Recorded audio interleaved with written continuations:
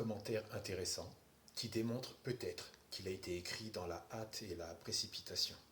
Mais croire que le gentil gouvernement veut supprimer cette taxe, comme tu dis, et penser que les méchants élus des départements d'outre-mer veulent maintenir cette taxe.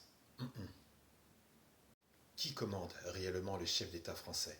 Qui permet à certains élus d'accepter de l'argent sous la table?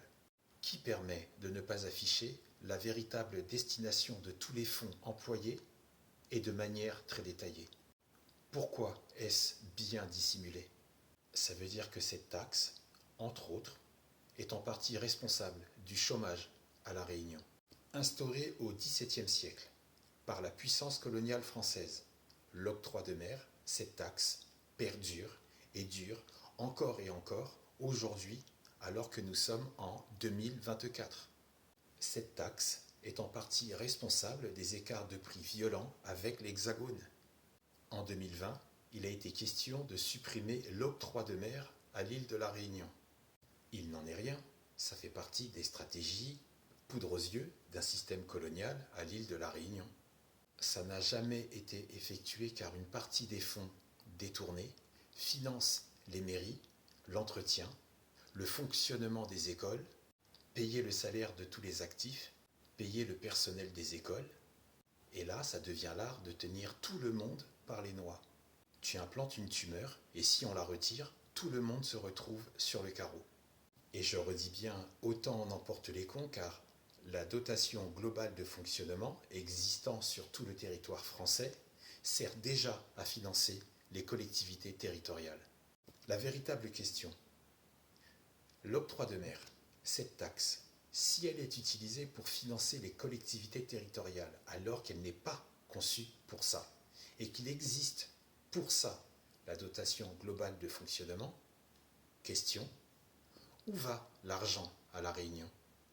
Dans ce cas, une autre question, pourquoi La Réunion paye une taxe qui ne finance pas ce qui doit être financé à l'origine? Détournement de fonds, corruption, appelle ça comme tu veux. Véritable question, c'est où est l'argent? Pourquoi, dans les départements et territoires d'outre-mer, on y impose les dispositifs les plus crapuleux et qui ont des effets bénéfiques à l'extérieur et qui mettent à la gorge les autochtones?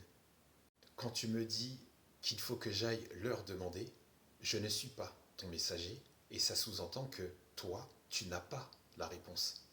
Mais je vais te la donner et on va te rafraîchir la mémoire. La Réunion, depuis le XVIIe siècle, subit un système capitaliste sur une triple domination politique, économique et culturelle. Ce système colonial a pour but d'alimenter un sentiment de paternalité et de supériorité pour assujettir la Réunion.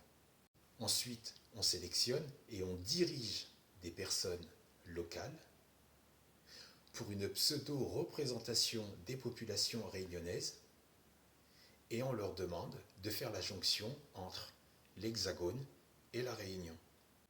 Ces personnes-là, dans les départements d'outre-mer, avec leur pouvoir sur les populations locales, ça les arrange si l'argent est détourné pour financer les collectivités territoriales. Ça les arrange aussi d'un point de vue statut personnel. Quelle maire a envie d'avoir une mairie dégueulasse, des locaux vétustes? Si ces fonds détournés, ça peut payer les murs, la rénovation des locaux, le confort et la clim, c'est tout bon pour eux. Ce sont les premiers à faire chut.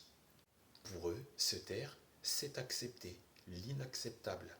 L'inacceptable pour les populations, mais pas pour eux. Ce qui explique pourquoi ce sont les premiers motivés à maintenir l'octroi de mer.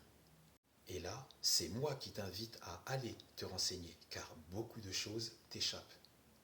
Et là, le gouvernement en question a tout gagné pour diriger à distance. Un gouvernement qui injecte une substance sur des élus, qui par la suite en deviennent dépendants. Et le gouvernement a réussi son action, car s'ils sont tous dépendants, eux-mêmes ne pourront pas demander le retrait de l'octroi de mer. C'est comme ta première clope. puis une, puis deux, puis trois, puis des années plus tard, c'est compliqué d'arrêter. Le gagnant est toujours le même, c'est celui qui décide et qui impose et qui vend la substance. En tout cas, merci à toi pour le commentaire, merci à toi pour le conseil, mais sache que je n'avais pas attendu après toi pour me rencarder. Par contre, si tu y vas toi comme tu l'es, c'est-à-dire démuni d'informations comme aujourd'hui, méfie-toi, ils maîtrisent leur sujet crapuleux, et les crapules se protègent entre elles. Et ils vont te marcher dessus, car si tu y vas les mains dans les poches, la rondelle face au vent, c'est comme affronter un char d'assaut avec un arc et des flèches. Ensuite, il y a peut-être une erreur que j'ai faite quand j'ai employé le mot capitaliste. On va corriger. La Réunion souffre d'un système imposé par un gouvernement avec un sentiment paternaliste et de supériorité pour l'assujettir. Et que la paix soit avec toi.